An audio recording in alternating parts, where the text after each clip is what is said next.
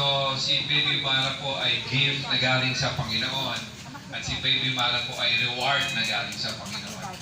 So, si Baby po at si Cathy, I've known them for a very long time. Since nung estudyante pa sila. And simula nung a year ago, nung ipinanganak si Baby Mara, I've seen yung kanilang mga challenges in life, in their family. Pero sabi ko nga sa kanya na through the years, hindi kayo binabayaan ng Panginoon. Amen? So simula nung isinilang si Baby Mara, nakita ko na through the time na nahihirapan sila mag-asawa. Pero sabi ko lang sa kanila, Baby, regalo siya ng Panginoon sa inyo. Amen? Ano mong bagay na nare-receive natin sa family, pag tinignan natin yung mga meron tayo ngayon, lahat po yung regalo ng Diyos. So si Baby Mara ay regalo ng Lord and she has a reward from them. Sino pa naniniwala yung ating mga anak ay regalo ng ating Panginoon? Amen? Regalo sila. No? Hindi sila kailanman na binigay ng Panginoon para isang mag-asawa ay mahirapan sa buhay. Ako po ay may 3 ng anak. Nung una, hindi ko alam kung paano sila papalakihin. Pero sabi ko nga the reason why God gave us children because they are a gift. Amen? So, ang responsibility po natin mga magulang is talagang i-train po talaga sila according sa way ng ating Panginoon. And in Isaiah 54 verse 13, ang sabi ng Bible, and Psalm 127 verse 3 to 4, Behold, children are a heritage from the Lord. So the fruit of the womb a reward, like arrows in the hand of a warrior are the children. So dito, sabi ng Bible, ang ating daw mga anak ay heritage, no? Sabihin, regalo talaga ng Diyos. So sa Bible po, ay sa Old Testament, pag binasa po natin, ang mga anak po talaga ay sinasacrifice nila literally sa Diyos nila. Kaya sabi ng Bible na huwag tayong gumaya, kinausap ng Lord yung mga Israelites na huwag nating gayahin yung ginagawa ng mga people sa Old Testament na talagang really, they sacrifice before their gods. Sinusulong talaga nila kanilang mga anak. Pero sabi ng Panginoon, you don't need to do that. We need to honor God by dedicating na yung anak natin, we will remember God na, Panginoon, ikaw yung bahala sa aking mga anak. Amen? And, ang sabi ng Bible, Matthew 19 verse 14, Jesus said, Let the little children come to me, and do not hinder them, for the kingdom of heaven belongs to such as this. So, ibig sabihin, yung daw mga bata na lumalapit sa Panginoong Kristo during that time, ay sabi ng mga matatanda, alisin daw yung mga bata sa paanan ni Jesus. Pero niya po ba isang magandang pamana natin sa ating mga anak, Tibi and Cathy, is talagang ilapit talaga natin sila sa ating Panginoon. Amen?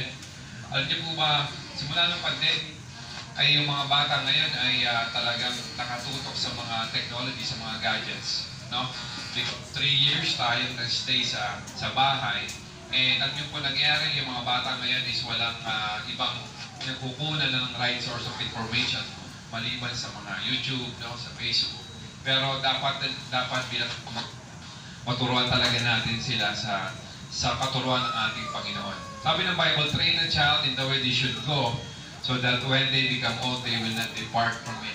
So, i-train talaga po natin yung ating anak, no, para sa makilala niya ang Panginoong Kristo. And then, babasahin ko lang din po, ano ba yung responsibility ng isang magulang, no? Ang sabi ng Ephesians chapter 6 verse 4, Fathers, do not exasperate your children, instead bring them up and training and instruction in the Lord. So pumunta ako naman ngayon, PB and Cathy, ano yung role nyo? No? Of course, we dedicate si Mara kay Lord. Pero meron kayong role. Ang sabi ng Bible, kayo daw ang may responsibility na si Mara ay magkaroon ng instruction at takot sa Panginoon. So walang ibang magtuturo niyan. No, hindi nyo yan iaasa sa inyong magulang or sa mga tito at tita or ninong. Kayong may responsibility, no, na i-guide si Mara, na bigyan siya ng instruction. Because alam ko, naniniwala pag ang bata ay sa murang edad na tutok sa salita ng Panginoon, pag lumaki siya, hindi siya mag-depart doon. Amen? And ang sabi din ng um, Proverbs 22 verse 6, start children off on the way they should go. And even when they are old, they will not turn from it. So malaki na yung ating kapayapaan sa buhay kapag nakita natin na ang ating mga anak ay talaga sumusunod sa Panginoon. Amen? So, ngayon po, ano naman yung role ng ating mga community? Ito yung ating mga ninang. Ang sabi sa Galatians 6 verse 2, carry each other's burden, and in this way, you will fulfill the law of Christ. So sabi ng Bible, kailangan daw talaga magtulungan tayo na yung mga burden ng isang pamilya ay sama-sama natin buhatin. Amen? So dito po, gusto ko pong bago po akong manalangin po sa kanila, and gusto ko lang i-share na PB and Cathy na mahal na mahal kayo ng Panginoon. Amen? You've been through a lot for these years. Pero God will give you strength. Amen? All things work together for good for those who love Him. Amen? Minsan kasi parang iisip natin, Lord, bakit nangyayari ito sa amin? Lord, bakit hindi na lang kami? Minsan ang mga magulang, gusto nilang palitan yung parang, Lord, ayaw na namin anak yung magsabi. Pero hindi po ba mayroong dahilan ng Panginoon bakit nangyayari itong mga bagay na? Amen? Kaya alam niyo po ba magandang I believe God is glorified. Kasi nakita ko hindi pinabayaan ng Panginoon yung mag-asawa. Pwede ba natin palapakan yung pamilya nila? Nagpapasalamat ako sa Panginoon na talagang hindi ko alam kung okay na sa sitwasyon nila. Pero sabi ko nga buhay ang Diyos. Hindi sila pinabayaan through the storm. Hindi sila pinabayaan kailanman binigyan sila ng strength. Hindi lang strength, God provide everything for them. Hindi yung biro, yung sakripisyo na pinagdaanan ng mag-asawa. And then I'm so blessed na nandito si Mara ngayon na sabi ko nga, laki na PB. Grabe, nung huli ko siya nakita, wala pa siyang laman-laman, pero ngayon, grabe, napakagandang bata. Amen? Sino niniwala?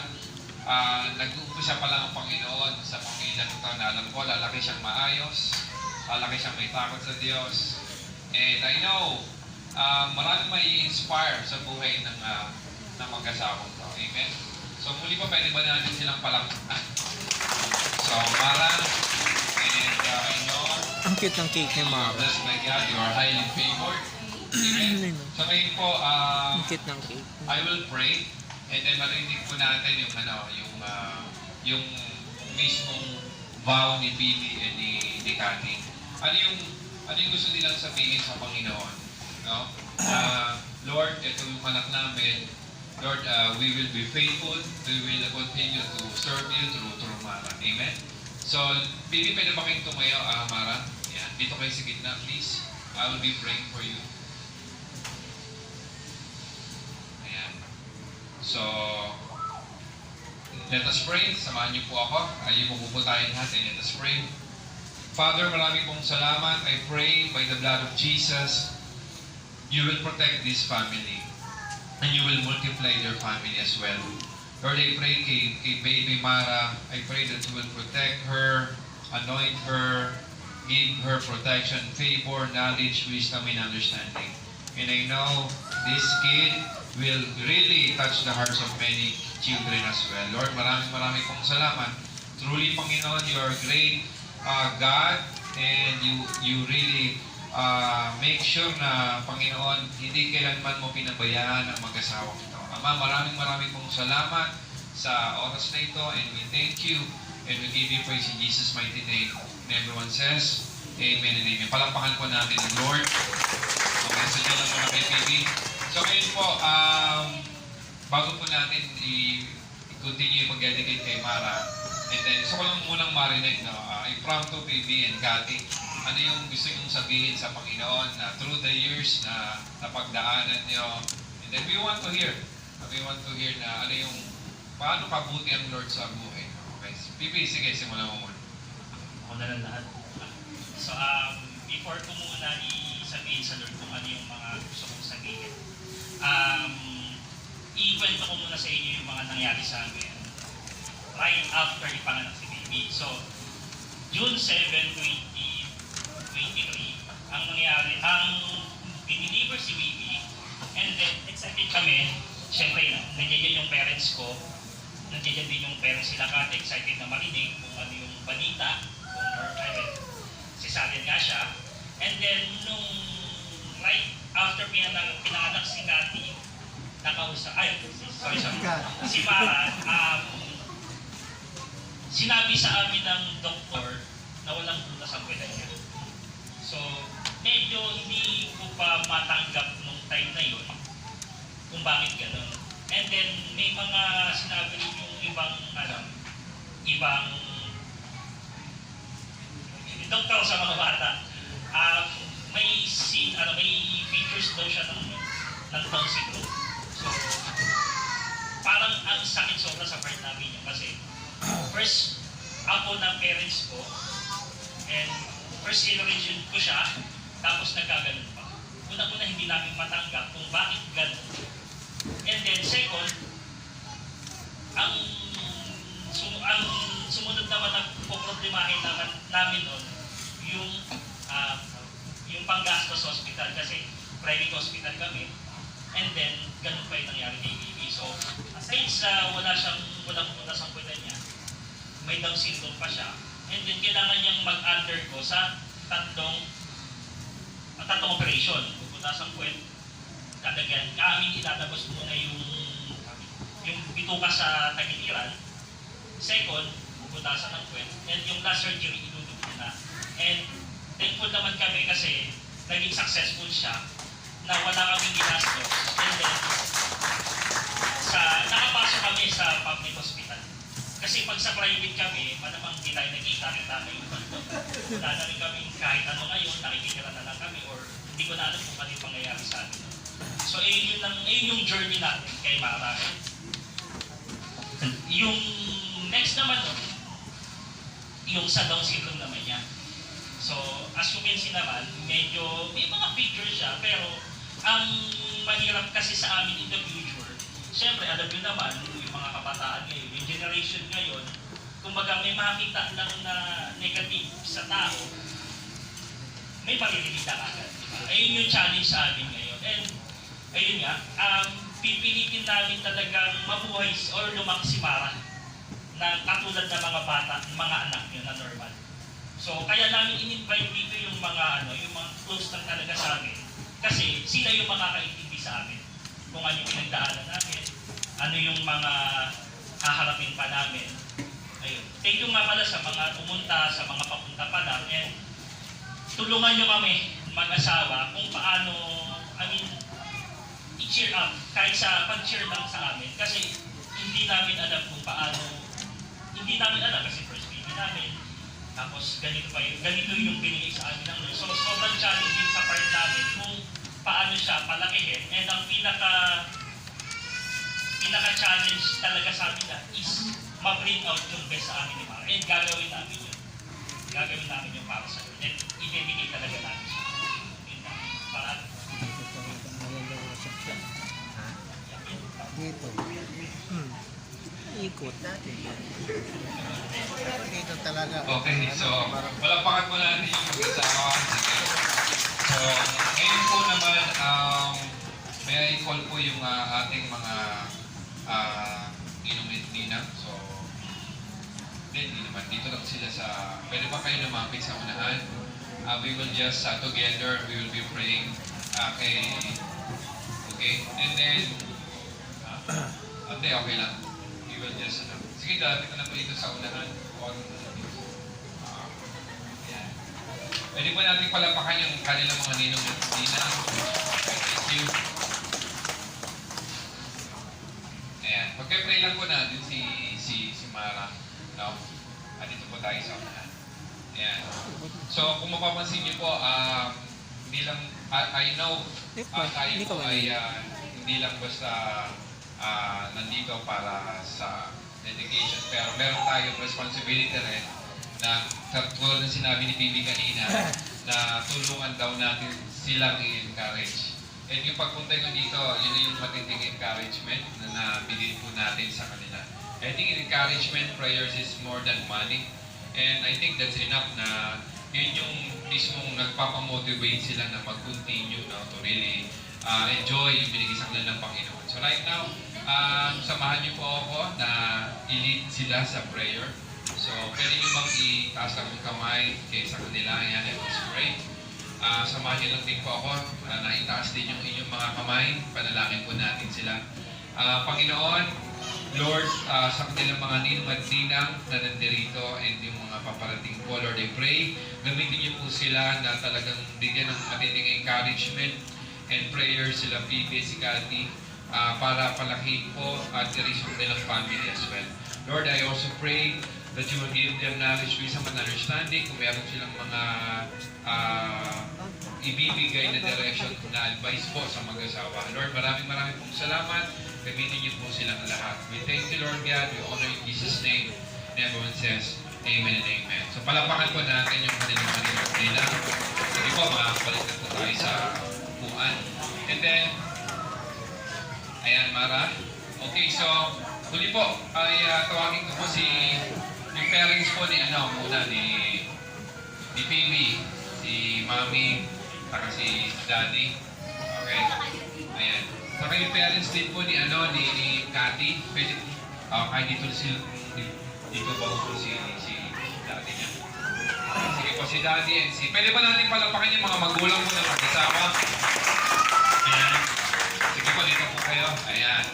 So bago po natin pag-pray, of course, yung tatawagin ko din po yung mga kapatid ni Phoebe and yung kapatid po ni Cathy. Kaya-pray po natin sila. Gusto ko lang din pong marinig, no? Kahit short message yung ginawa din po ni Phoebe, para marinig din po natin yung kabutihan ng Panginoon sa buhay po nila. Kahit ano lang po, may exit. Ikaw na, Phoebe, magbigay ng mic sa iyong mga magulang. Okay, ang pagsasalitayin ko naman ngayon si Mama kasi siya yung all throughout ng operation ni Mara, siya yung kasama niya. So,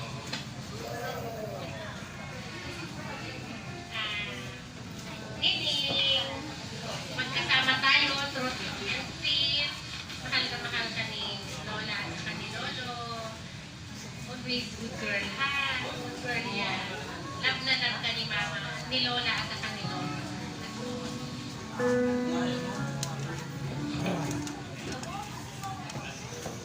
Good morning for everybody.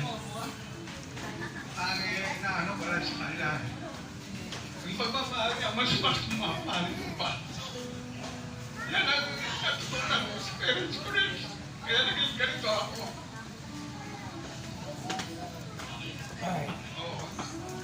Yan lang. Thank you. Bambang. Hello.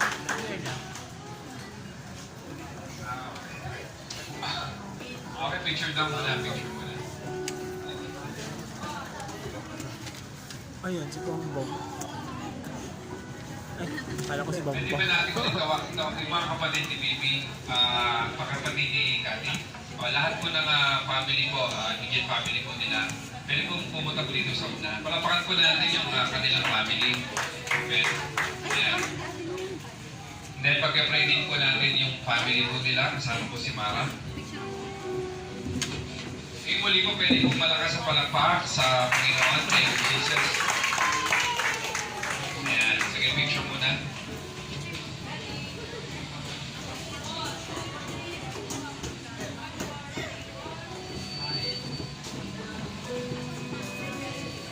Okay, so let me pray to them. Kamasamahan niyo po ako manalangin. Panginoon, Lord, we entrust to you their families. We're sa family po ni Phoebe, ni Cathy. Lord, unite niyo po sila as one. I pray that you will give them strength and wisdom, knowledge, and understanding. Ama, maraming pong salamat and protected by the blood of Jesus. And give them, Lord, more wisdom so that they can give encouragement, Lord, kay Latibe and kay Cathy. Lord, maraming pong salamat. We thank you, God. We honor in Jesus' name. Amen and amen. Palapakan po natin ang Lord. So, ngayon po, yung Baka naman po yung mananalangin. Pwede po ba tayong tumulong lahat? Then we will end yung ating ano. So, PB, tulungan mo ako. I would carry si Mara. And then, yan mo na lang sa akin yung mic. So, buhatin ko muna si Mara.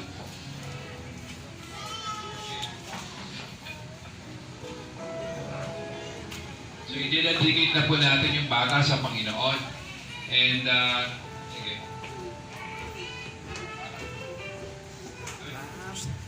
Kaya, ang bigat na ni Mara. Praise God. Ayan, so ngayon po, magpe-pray po tayo. Ang dedication po sa Bible ay is just a prayer. Then we will acknowledge God na ang may-ari ng batang kawalang ng Diyos. Ibig sabihin, pag dinedicate po natin si Mara ngayon, we will allow God to really work out sa buhay ni Mara hanggang sa paglaki niya.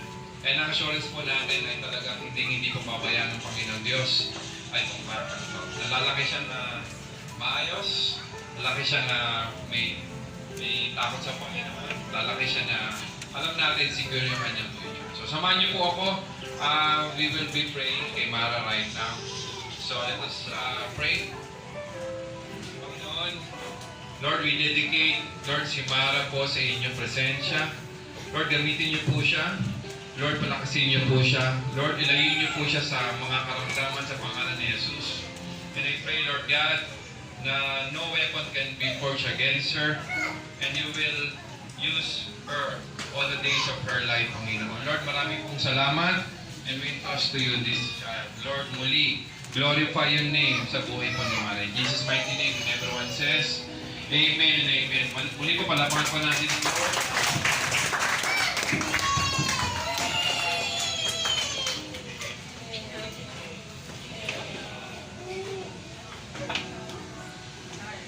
So, sige po, makakapo na po tayo.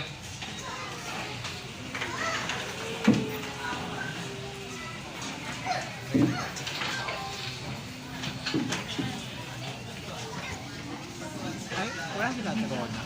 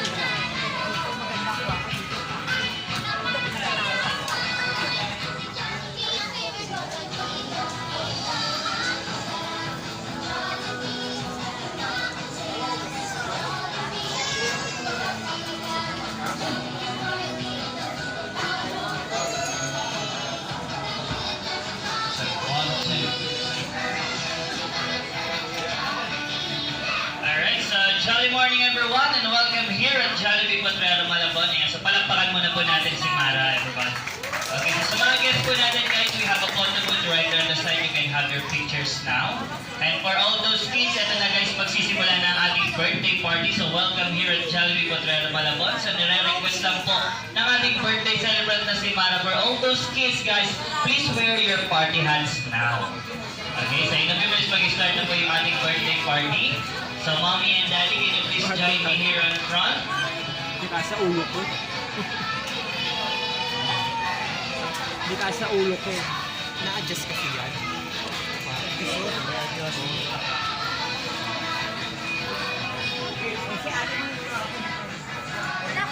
And may request po habang andito si mommy and daddy together with Mara. Request ko lang din po tayo muna po tayong lahat. So let's sing the happy birthday song. Sabayan po natin yung aming music.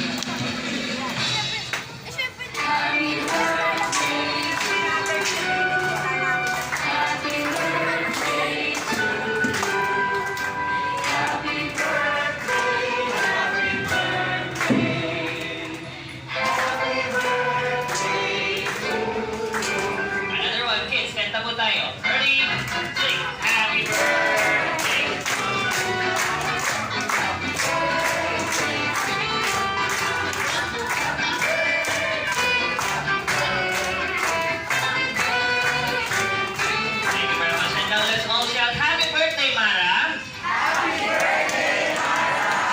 much. Pwede na po tayo umupo lahat. And may request po, lahat po ng kids natin, sama po tayo dito sa unahan para sa ating first picture kasama si Mara. Let's go, kids!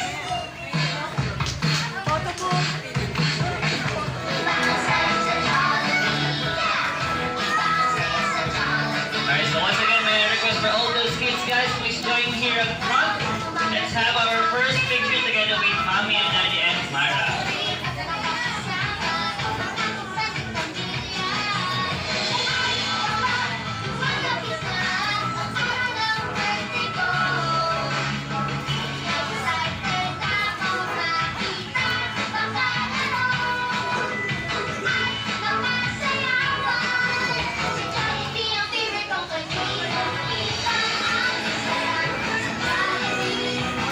Okay, kids. Dito tayo in front. Let's go, kuya.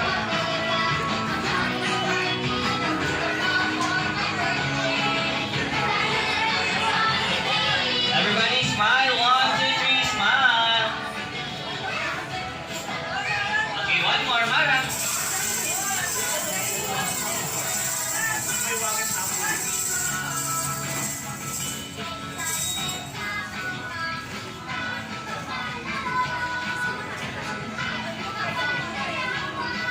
Okay, so for all those kids, may question po si Kuya James. So kids natin, sino po gusto mag-play ng games? Raise your hands. Sino gusto ng prizes? Sino gusto ng Jollibee Chicken Joy and Jollibee Spaghetti? Sino gusto mag-meet si best friend Jollibee?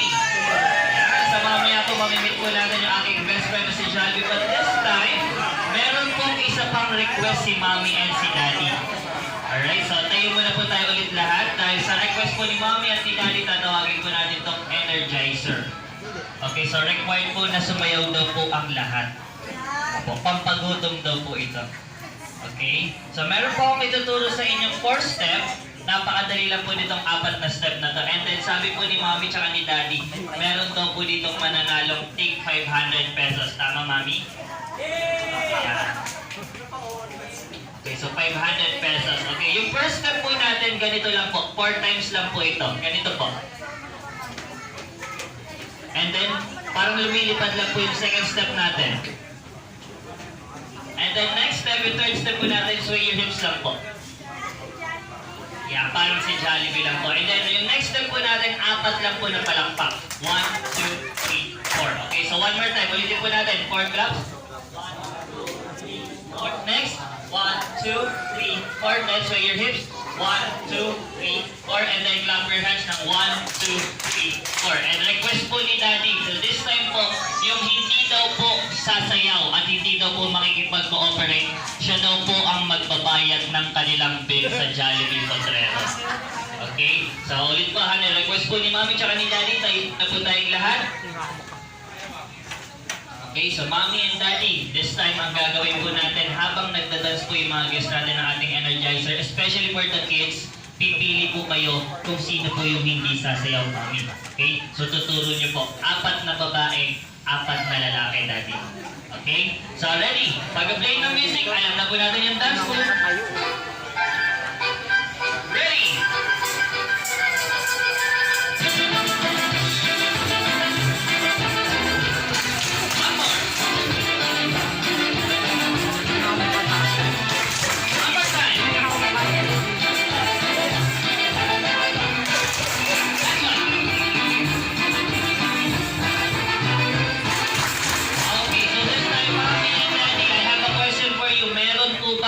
Sumayaw. Meron ako. Sino kaya yan? Okay, how about you, Daddy? May nakita po ba kayong hindi sumayaw? Meron. Meron. Okay, so ganito, ulitin ko lang po ha. Pag hindi daw po sumayaw, sabi ni Mommy tsaka ni Daddy. Sayang, request nyo kanina, sir. Kikembot dapat, no? Palitan natin yung cake. Okay, so ganito. Okay, so Jolly Friends, pwede bang makuha yung mga balloons natin and then yung ating cup and straw.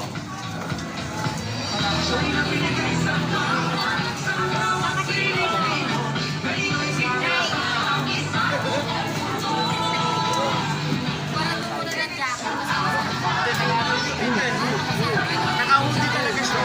Nag-miss sa akin. I don't know. Ay, dito. Miss ka. Sa daan.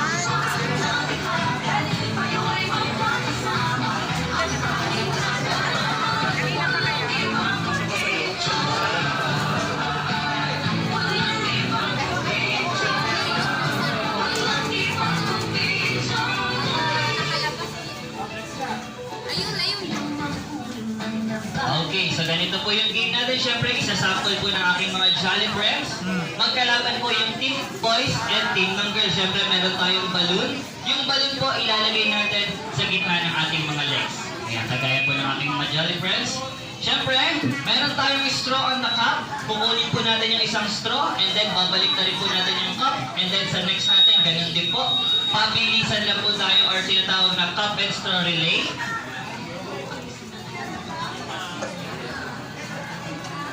And then after po niyan, ang gagawin natin, ibabalik po natin yung cup and babalik din yung straw.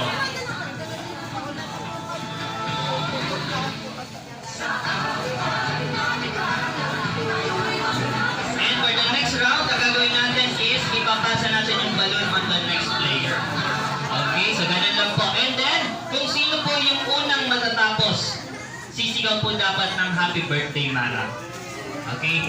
First, to get 2 points. Okay, so 2 rounds po tayo. For example, may round 1 na kayo, nanalo kayo on round 1. And then, nanalo sila on the second round. Meron tayong final round. Okay, so pwede kayong maghubad ng mga sapatos, tsinelas, or anything na pwedeng makakapagpabilis sa inyo. Okay, so ulitin ko lang po, kailangan po, hindi po nakaganyan. Okay, so kailangan nakasuot po siya mismo. Or bawal po nakatumba yung cup. Okay, so get ready. Ang price daw po dito, sabi ni Daddy and ni Mommy, is 500 pesos per head. Okay, so para sa adults game natin, 500 pesos per head. Get ready. Taas muna po yung dalawang kamay. In 1, 2, 3, and... Ready na po ba kayo? Ayan, so competitive po yung ating mga adults. Okay, get ready. In 1, 2, 3, and... Taas ang dalawang kamay, and...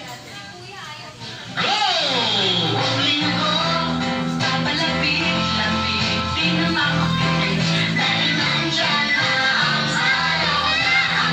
And then ibabalik po natin.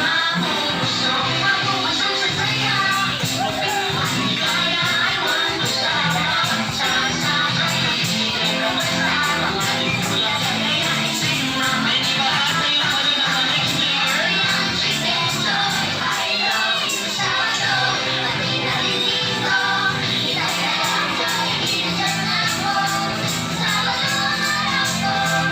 Alright, so nauuna po yung team ng boys, sumahabol ang girls. Ang girls na po ang nauuna ngayon. Okay, and then ipapasa yung balloon on the next player.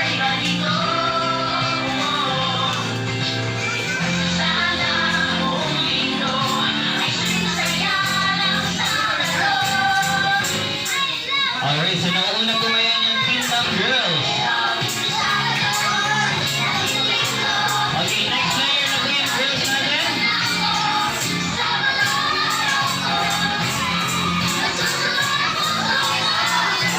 Ayun ang bilis ng ating boys, ang bilis oh.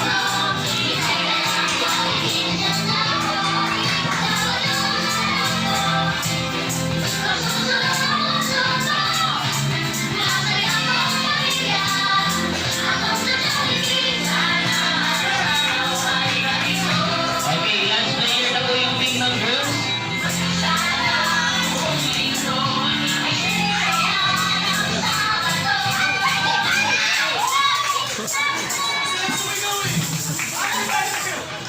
Okay, so palakpakan po natin yung team ng girls. Okay, so announce ko lang po sa Jolly team po, lagi pong yung first round is sample pa lang po. Okay, so ganun po yung gagawin natin. Okay, alam niyo na boys, girls, alam niyo na po. Okay, so get ready. Okay, so pila na po tayo, line up na po tayo guys. Get ready. First player, hands up. In 1, 2, and ano po gagawin niyo pag kayo nanalo ng 500 pesos?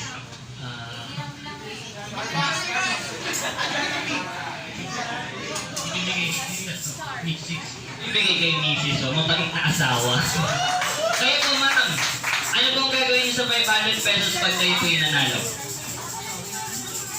Pan-Jollibee din. Diba? Okay, hands up, ready, in 1, 2, mas mabilis po. Okay, nakita niyo na kung gaano kahirap or gaano kadali.